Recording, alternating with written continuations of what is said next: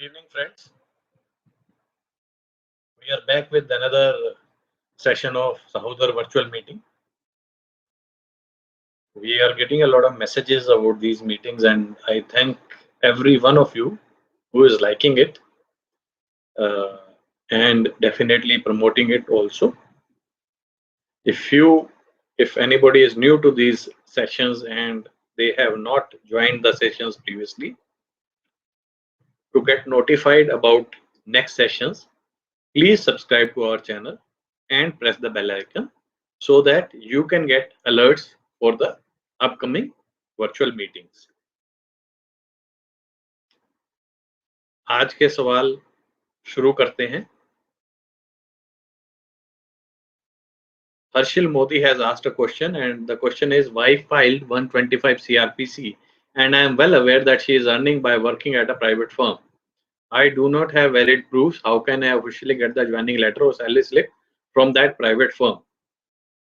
So, Mr. Modi, as she is working, she has filed a 125 CRPC case. She is required to file an affidavit in compliance with Rajneesh versus Neha. In that, she has to tell whether she is working and what kind of bank accounts she is holding. If she is getting salary in bank accounts, then and she does not discloses it in that income affidavit, then you can summon this firm to tell whether she is working in this particular firm or she is not working in this particular firm, and if she is working in this particular firm, what is her income. The only way she can escape now is if she is earning and the salary is being paid in cash, which I think is quite a rarity in nowadays, or unless the firm is very small and it belongs to someone she is very close to.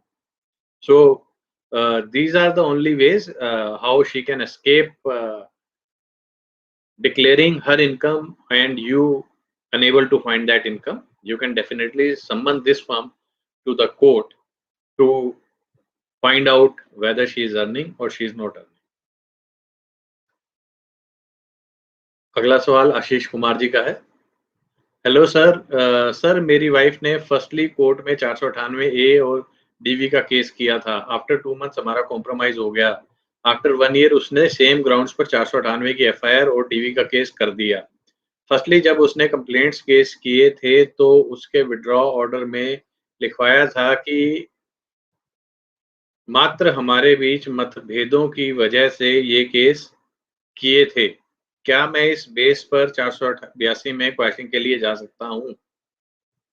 दोस्त, ये question का बहुत week ground है, पर क्योंकि उसने एक statement दी है कि पहले भी मात्र विवाद ही थे, तो ऐसी स्थिति में एक चांस लेना बन सकता है.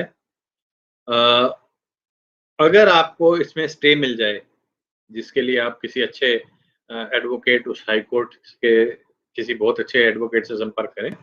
अगर आपको इस केस में या इन केसेस में स्टे मिल जाए तो बहुत ही बेहतरीन होगा. मैं ये नहीं कहूँगा कि स्टे मिलने की संभावनाएं क्या है क्या नहीं है, ये तो एफआईआर पढ़ने के बाद ही कोई बता सकता है कि क्या संभावनाएं हैं. और इसके अलावा ये भी डिपेंड करता है कि उस हाई कोर्ट का नॉर्मल ट्रेंड क्या रहा है इस तरह के केसेस में स्टे देने के लिए. पर डेफिनेटली क्योंकि उसकी पहले एक स्टेटमेंट है कि उसने मात्र मतभेदों की वजह से यह केस किया था, तो कम से कम एक कोशिश क्वैशिंग की बनती जरूर है. डीवी में हो सकता है कि हाई कोर्ट क्वैशिंग एडमिट ना करे, जिसके चांसेस कम हैं, और हो सकता है आपको अंतरिम गुजारा भत्ता देना पड़े, पर 498A में इसकी संभावनाएं बहुत ज्यादा है और आपको क्वैशिंग के एक बार प्रयास जरूर करना चाहिए, ऐसा मेरा मानना है. बाकी डिटेल्ड एफआईआर पढ़ने के बाद ही कोई बता सकता है कि इसमें क्या आगे की सूरतें बनेंगी. विकास कवि जी का सवाल है, सर फैमिली कोर्ट ने final order not consider evidence audio and video wife accepting not residing with husband since 2014 but filed case on turning in 2017. Note declined under section 125. What is remedy? Sir आपने ये evidence कैसे लगाए थे? Were these order with were these evidences मतलब कि क्या ये evidences 65B के कंप्लायंस के साथ थे? अगर थे और कोर्ट की फाइल पर हैं और उसके बावजूद कोर्ट ने कंसीडर नहीं किया, तो आपके पास हाई कोर्ट जाने का बहुत अच्छा ग्राउंड है। पर जब आपने ये एविडेंस लगाए थे और 65B का एफिडेविट नहीं लगाया था और कोर्ट ने इसको नज़रअंदाज किया है, तो आपकी स्थिति थोड़ी-सी कमज़ोर ज़रूर है, पर फिर भी फैमिली कोर्ट का ऑर्डर है। फैमिली कोर्ट के पास पूरी पावर थी इसे कंसीडर करने की विदाउट 65B एफिडेविट भी।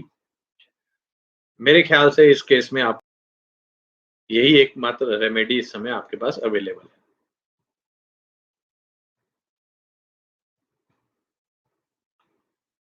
Sandeep Sarpal has asked a question whether second marriage without divorce, if done under Islamic or Gurdwara or Christian religion, is considered as an offense for bigamy or not. How many years court takes to prove offense of bigamy? It is definitely an offense, my dear Sandeep. It is definitely an offense if you get remarried without getting a divorce, regardless whether you have changed religion, you have not changed religion, whether you marry in Gurdwara according to any personal law, be it Islamic, Christian, or Parsi. There is definitely an offense of bigamy which is considered by the court. How much time court takes to prove any offense, let alone be bigamy, is dependent upon many factors. Accused can delay the trial to some extent. However, uh, with the advancement of technology and speed, the emphasis which is on speed and the emphasis which is on alternate dispute resolution methods, I am of the opinion that the period of cases is getting shorter and shorter, and which is good. So previously, uh, divorce case used to take 7 years, 10 years in the court. Now it takes 4 years, 5 years, because the number of courts have also increased. Any speculation on a particular case, how long it will run, is futile. I don't go into those matters. So, but it is certainly an offense, and I strongly suggest that you should not do it. If you want to stay in a live-in, that is fine, because live-in is not an offense. Maximum she can ask is divorce on the ground that you are staying in adultery with someone, but that is fine because you can still get divorced and contest all other matters. This is my view on these kind of things. Mobile CDR preserve करने के लिए समय से court में application ना देने से क्या इस डिटेल को पाने, मिलने, निकलवाने का कोई स्कोप नहीं रह जाता? मतलब यह है कि पुलिस को कई बार बहुत पुराने सीडीआर डेट निकलवा लेती है, तो क्या 498 केस में भी कोर्ट ऑर्डर सीआरपीसी 91 में टीएसए पॉसिबल है? कितना पुराना डेटा ही टेक्निकली अवेलेबल होता है कंपनीज के पास? तो मोबाइल सीडीआर से संबंधित एक सवाल है। तो समझिए कि सीडीआर के अंदर जो डेटा होता है वो बहुत ही डिटेल्ड होता है, कॉल डिटेल रिकॉर्ड जिसको हम कहते हैं। फोन कंपनीज के पास बहुत सारा डेटा अवेलेबल होता है, खास तौर पे लोकेशन का डेटा, किस नंबर से कितने बजे कितने समय के लिए बात हुई, उस समय वो कौन सा मोबाइल हैंडसेट इस्तेमाल कर रहा था, कहाँ पर था, टावर लोकेशन क्या थी, इत्यादि इत्यादि। लॉ कहता है, कानूनी रूप से कानून कहता है कि मोबाइल कंपनीज को यह डेटा 1 साल के लिए रखना अनिवार्य होता है। बहुत बार ये सवाल आता है कि पुलिस पुराना रिकॉर्ड निकलवा लेती है, तो कोर्ट ये पुराना रिकॉर्ड क्यों नहीं समन कर पाते हैं, या कंपनी आकर ये क्यों कह देती है कि मेरे पास ये रिकॉर्ड अवेलेबल नहीं है।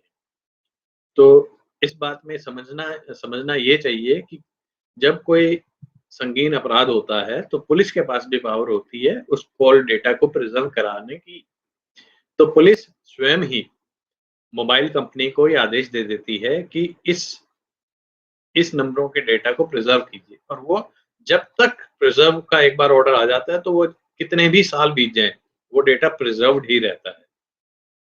पुलिस उसको इन्वेस्टिगेशन में बाद में इस्तेमाल करती है, तो इसलिए हमें कई बार ऐसा लगता है कि डेटा प्रिजर्व नहीं था और अभी नया आया है, यानी अभी कोर्ट में सम्मन किया है और अभी-अभी निकल कर आया है। ऐसा हर बार नहीं होता है।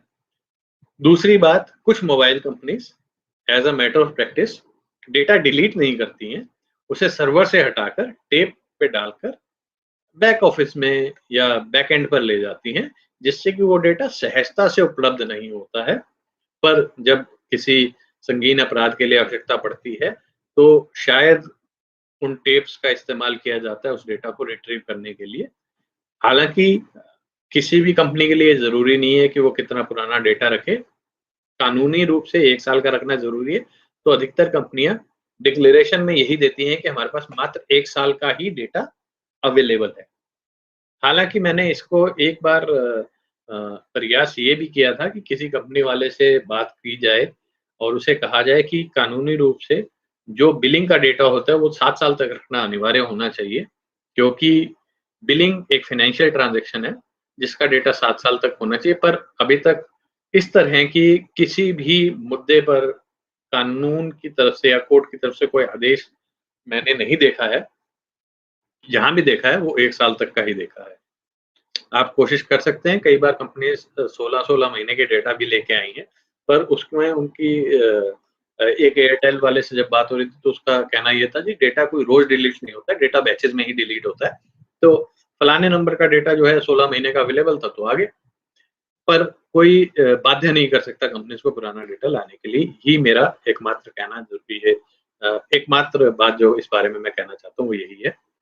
अगर आप एक्यूज़्ड हैं किसी क्राइम में, आप डेटा को प्रिज़र्व कराना चाहते हैं, तो डेटा को प्रिज़र्व कराने की एप्लीकेशन आप कोर्ट के अंदर उसी समय भी लगा सकते हैं एज़ अ एक्यूज़्ड कि फलानी-फलानी मोबाइल कंपनीज़ को ये आदेश दिया जाए कि इस नंबर का डेटा प्रिज़र्व किया जाए। जब भी मुझे ज़रूरत होगी, मुझे ये डेटा चाहिए नहीं, मुझे जब भी ज़रूरत होगी, मैं इस डाटा को तब कोर्ट में सम्मन कर लूँगा और आप अपने ग्राउंड्स इनफ बता सकते हैं कोर्ट को, जिससे कोर्ट इस तरह के आदेश भी पारित कर सकता है। दूसरा क्वेश्चन है सीआरपीसी 156 सबसेक्शन 3 क्या है? क्या इसके चार्जशीट फाइल होने के बाद प्रॉपर इन्वेस्टिगेशन कराने के लिए एप्लीकेशन लगती है? ज़्यादा ज़रूरी सवाल ये है कि क्या आफ्टर चार्जशीट फाइल 156(3) की एप्लीकेशन लगाना लड़के के लिए उचित होगा या समय की बर्बादी और दूसरे नुकसान भी हो सकते हैं? तो वीके जी समझिए 156 सबसेक्शन 3 जिसको 156(3) आम भाषा में कहा जाता है, वह एक धारा है जिसके अंतर्गत अगर पुलिस अपराध रजिस्टर नहीं कर रही है, अपराध दर्ज नहीं कर रही है, तो कंप्लेंट जो है कोर्ट को अप्रोच करता है कि पुलिस को ऐसा आदेश दिया जाए कि वो इसमें अपराध दर्ज करके इस विवाद में अपराध दर्ज करके यानी एफआईआर दर्ज करके विवेचना करे। मात्र इतना ही 156(3) का औचित्य है। एक्यूज्ड का इसमें कोई राइट नहीं है। लड़के के लिए 156(3) लगाने की कोई सूरत ही नहीं बनती है चार्जशीट फाइल होने के बाद। तो इसलिए जिस चीज़ की कोई सूरत नहीं बनती है उसमें नफ़ा-नुकसान की कोई बात नहीं है।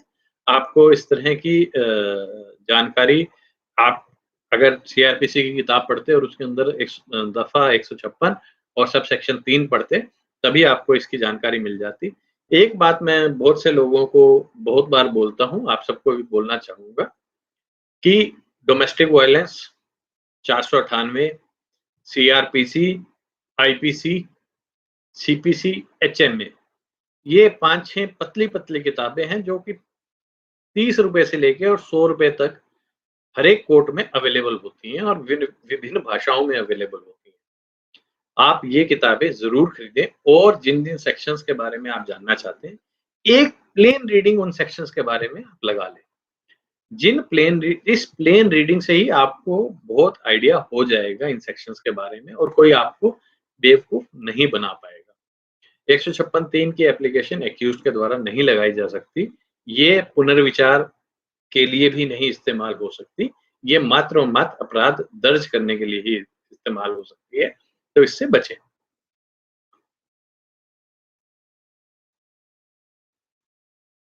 हितेश जी के सवाल हैं।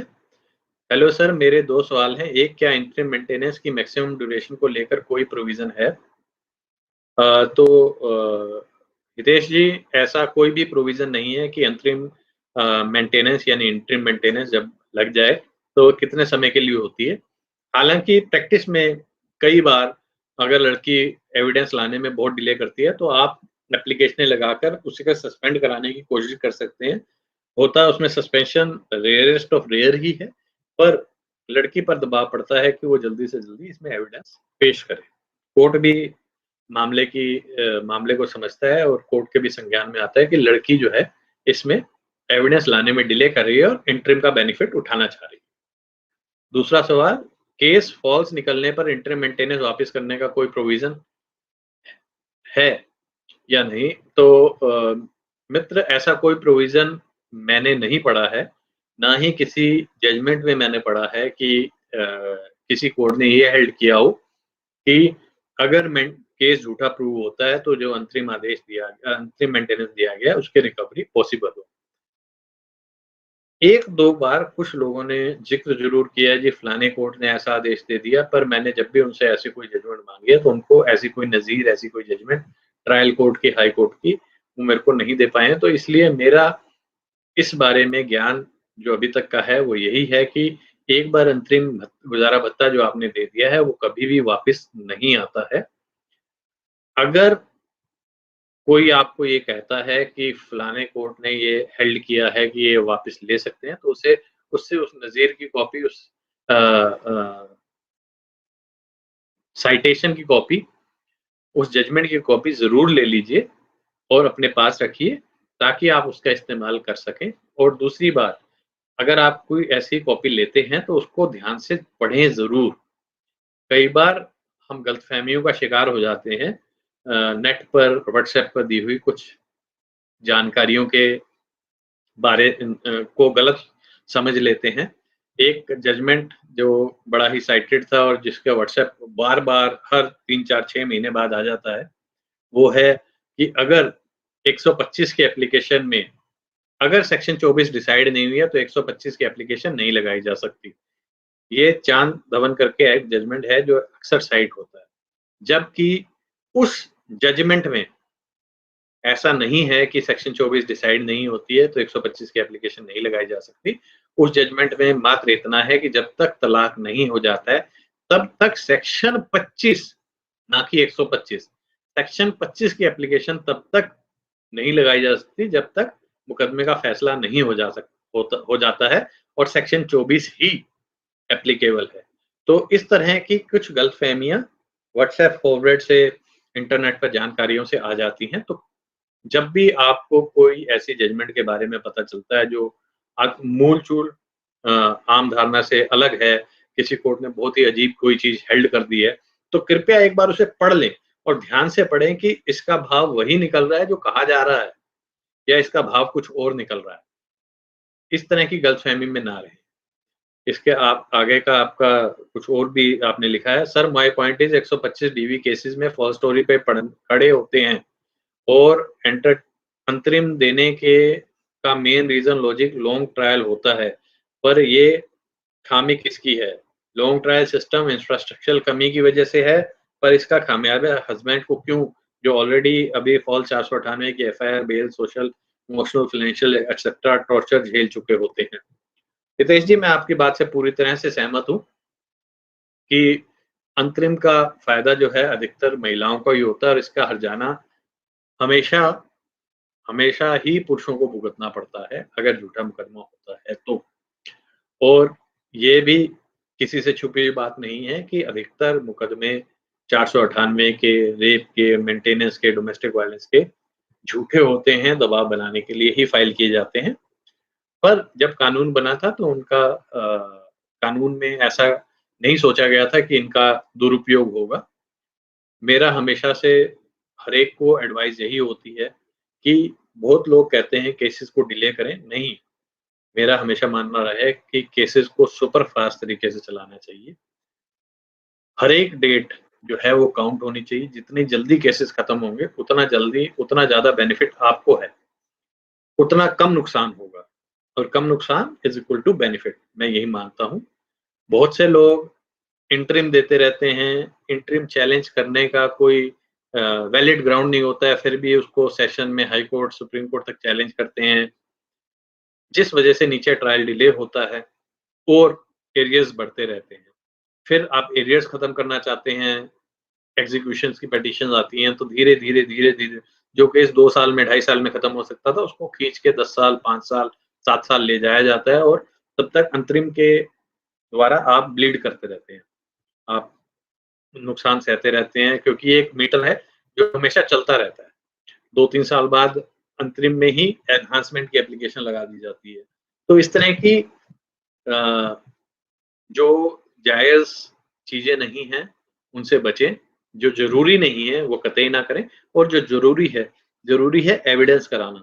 मैटर को फटाफट एविडेंस पे लाना, और एविडेंस पे अगर लड़की नहीं आ रही है, उस पे कॉस्ट इम्पोज़ कराना, एक एप्लीकेशन लगा देना जी, एविडेंस ना आने की सूरत में इसे सस्पेंड किया जाए, इसके अंतरिम आदेश को। इस तरह की कुछ चीज़ें आपको करनी चाहिए। हाँ, इसमें ये भी ज़रूरी है कि आप जो गुजारा भत्ता अंतरिम आदेश हुआ है, उसका भी पालन करें, क्योंकि अदरवाइज़ एक एग्ज़ीक्यूशन की पिटीशन आ जाएगी, जिसकी वजह से और डिले होगा। अगर आप किसी भी जजमेंट को चैलेंज नहीं कर रहे हैं, किसी भी ऑर्डर को चैलेंज नहीं कर रहे हैं, तो उसको कंप्लाई करें। यही मेरी एडवाइस रहती है, और केसेस को जितना सुपरफास्ट तरीके से आप चलाएँगे, उतना आपके हित में होगा। Dr. Sam has a question.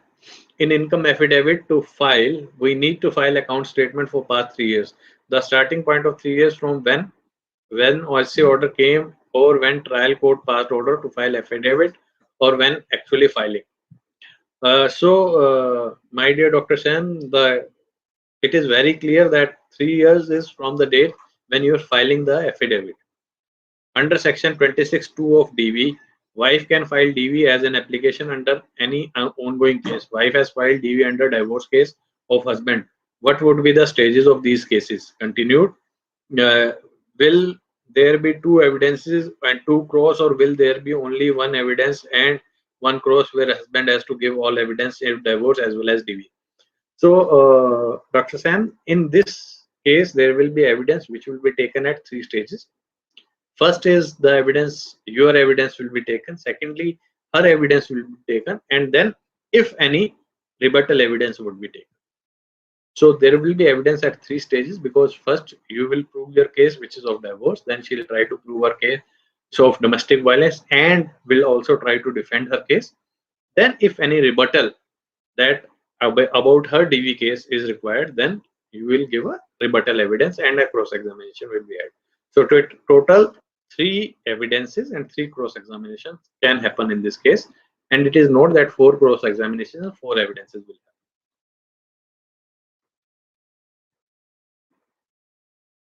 Arvind has a question. I can't see your first question, Arvind, because it starts from second, and the second question I am reading.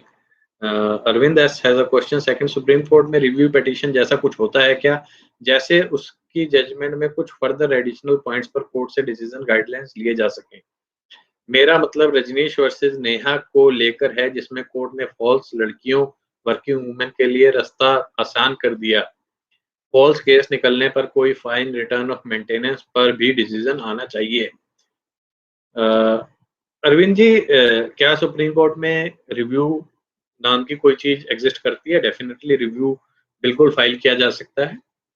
Rajneesh versus Neha में मैंने भी ये चीज नोटिस की है कि सुप्रीम कोर्ट ने जो लड़कियां आज की तारीख में अर्न नहीं कर रही हैं पर अर्न कर सकती हैं, उनको एक बहुत ज्यादा आसान रास्ता दे दिया है पति को हरास करने के लिए. जबकि मेरी नजर में और मेरे नजरिए में ठीक यही रहता कि जो लड़की काम कर सकती है, उसे काम करने के लिए कहा जाए. अगर उसके पास नौकरी नहीं है, तो उसे लिमिटेड समय के लिए ही मेंटेनेंस मिलनी चाहिए, अनलिमिटेड समय के लिए नहीं मिलनी चाहिए. जिस लड़की ने एक प्रोफेशनल कॉलेज में दाखिला लिया, एक सीट खराब करी, देश का इतना पैसा बर्बाद किया, अब वो पति को आगे बर्बाद करे, ये कोई अच्छी बात नहीं है. अगर राइट ऑफ एजुकेशन लड़के और लड़की का दोनों का है, तो उस एजुकेशन का सदुपयोग भी दोनों को ही करना चाहिए, और दोनों को ही अर्निंग की का राइट ही नहीं, ऑब्लिगेशन भी होनी चाहिए. मेरा ये मानना है. पर रजनीश वर्सेस नेहा में क्या कोई अन्य आदमी रिव्यू पिटीशन जैसा कुछ लगा सकता है? तो मेरा मानना ये है कि कोई और इसमें तो एप्लीकेशन नहीं लगा सकता. किसी और जजमेंट के बारे में चैलेंज करता हुआ अगर वो सुप्रीम कोर्ट पहुंचता है, तो क्लैरिफिकेशन जब भी ये जजमेंट साइड होता है मांग सकता है सुप्रीम कोर्ट से. दूसरा सवाल है सीआरपीसी 156(3) क्या है, क्या इसके चार्जशीट फाइल होने के बाद प्रॉपर इन्वेस्टिगेशन? अरविंद जी, मेरे ख्याल से यही सवाल आपने पहले भी पूछा था, किसी और नाम से है शायद, या वो सवाल या इसी नाम से था, हो सकता है ये आप ही का पहले ये सवाल था। तो इसके बारे में मैं मैं जवाब ऑलरेडी दे चुका हूँ, तो अब मैं इसको दोबारा रिपीट नहीं करूंगा।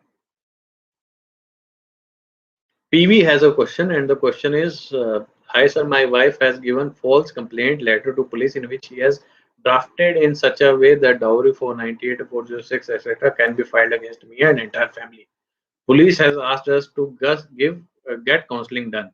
Counseling is ongoing and final one is on Monday at Mahila Kaksh. So how should I draft my statement that these allegations will not get converted into an FIR? Also, what all details should I be providing to police and what is the best approach over here? I don't trust her anymore. PV, a lot of questions. Can FIR in section 498A be stopped? Unfortunately, not.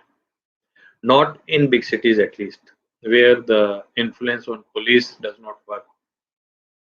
Maybe in smaller cities, to some extent, people can, or the society, a lot of people, when join hands together, they can influence police not to register an FIR, but not in big cities. The lady can certainly go to court and get one application, the FIR register under section 156 subsection 3, approach the court and get the FIR registered. So first of all, it is futile to stop the FIR from being filed. Something which is not possible should not be tried at all, because you are spending too much time and energy trying to do something which cannot be done. Secondly, should I give any statements to the police? No, I should not. Accused has right of silence and you should use it. I often say that this is my most wasted advice. Accused has right of silence, use it. In no case, whatever proofs you provide will stop the FIR. The best thing it can do for the woman is that she'll know what are the offenses you have and she will give her evidences or the statement of other witnesses in such a manner that all these evidences are covered. Your all evidences go for a go waste. So when you have a right of silence in a criminal trial, use it to your advantage. मैं बहुत बार बोलता हूँ कि जो आदमी नहीं बोलता वो गलत नहीं बोलता, तो अपने पैर पे कुल्हाड़ी ना मारे। अनलेस केस में आपके बोलने की स्टेज नहीं आ जाती, तब तक आपको बोलना नहीं चाहिए। This is how I state the thing should be. However, it is human nature, or human nature is that I have so much to say and I'll speak. Please stay calm and silent. The more worried you will be, the more things you will do, more harassed you will feel. You will feel that I have given so much evidences to the police still is not listening to me, when in truth they cannot, they are bound, they cannot. At the stage of FIR, yes, at the stage of charge sheet, the police should look at these evidences, but that is a should, that is not a must.